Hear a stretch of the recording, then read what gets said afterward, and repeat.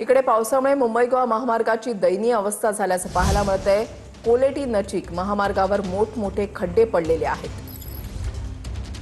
Quality नजीक महामार्गावर मोठमोठे खड्डे पडलेले आहेत। मुंबई गोवा महामार्गावरची दृश्य आपण पाहताय।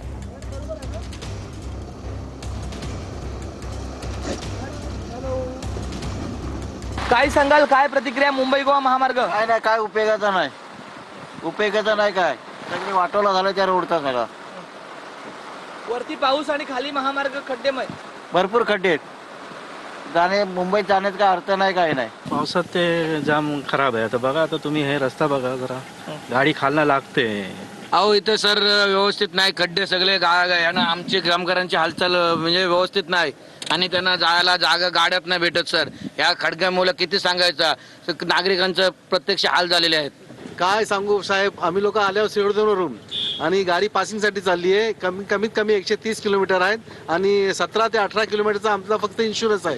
ह्या रस्त्यामध्ये अशी जर गाडी चालली तर आम्ही कसा तिथे पोहोचणार आणि काय करणार, आणि ही अवस्था अशीच राहिली ते काय करणार आम्ही। इकडे रत्नागिरीजवळ मुंबई गोवा हायवेवर निवळी घाटामध्ये दरड कोसळलेली आहे आणि निवळी घाटामध्ये संरक्षक भिंतीच्या बाजूची दरड ही कोसळलेली आहे। मुंबईच्या दिशेने जाणाऱ्या मार्गिकेवर दगड आल्यामुळे वाहतुकीला धोका निर्माण झालाय।